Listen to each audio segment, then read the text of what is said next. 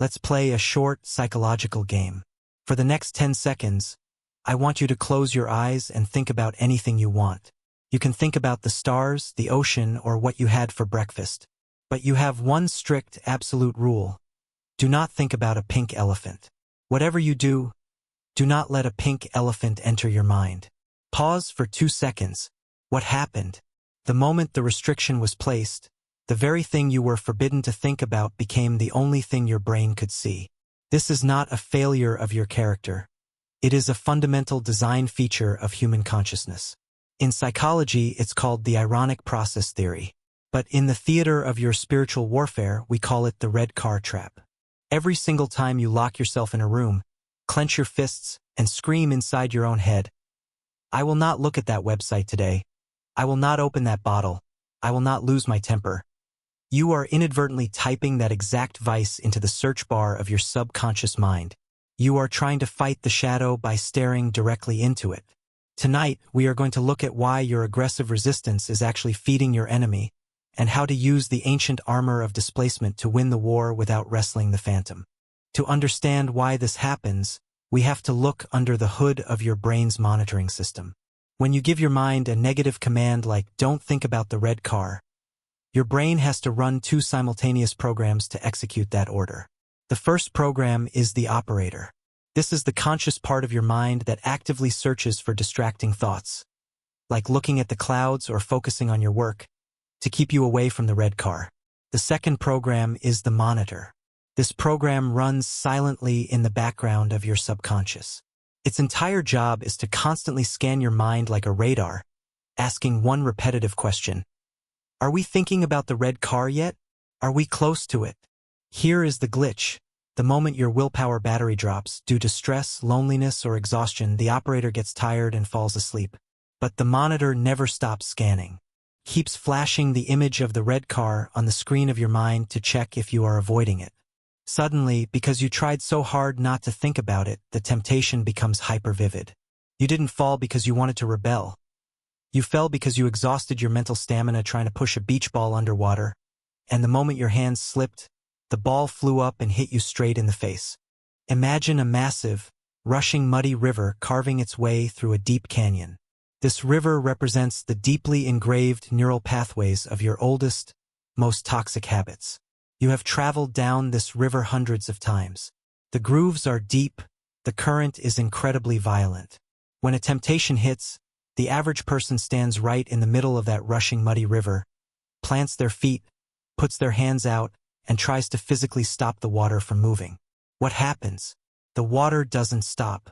It builds up immense hydraulic pressure against their chest, destabilizes their footing, sweeps them off their feet, and drags them miles downstream into the exact same wreckage. Your willpower was never designed to dam a rushing river. The altar does not ask you to stand in the mud and argue with the filth.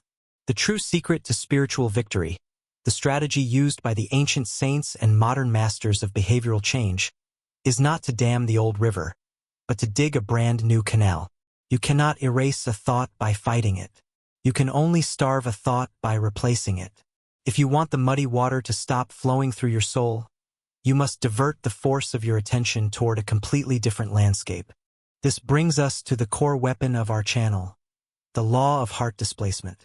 Your mind is a highly exclusive property. It can only hold one primary emotional tenet at a time. It cannot be simultaneously filled with a blinding awe of the divine and a craving for cheap dopamine. The shadow only occupies the room when the room is left empty and dark. Therefore, when the red car appears in your mind, your strategy must immediately shift from defense to displacement. When the whisper begins, do not sit there and argue with it. Do not tell it why it's bad. Do not review your guilt. Instead, turn your back on it entirely. If you are sitting on your bed staring at the wall fighting a thought, physically stand up. Your physical physiology anchors your mental state. Walk out of the room. Open a physical book, not a screen. Step outside and look at the night sky. Put on a piece of heavy, epic orchestral music that demands your brain's auditory processing power. Or go down on your knees at your internal altar and begin to aggressively thank God for 5 things that have absolutely nothing to do with your struggle. You are not running away out of fear.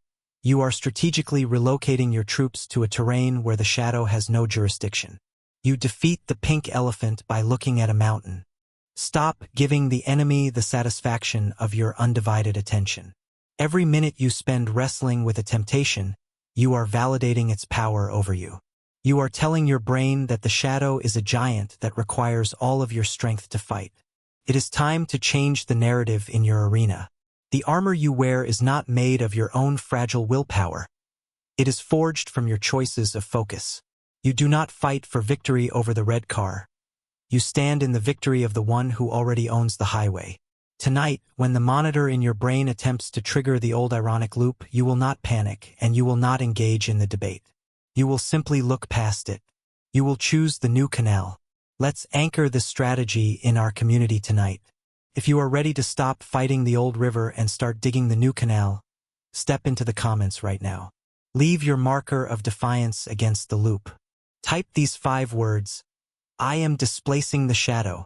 Let the comment section be a blueprint of absolute intentionality. Guard your focus, protect your terrain, and never forget, you are still in the fight.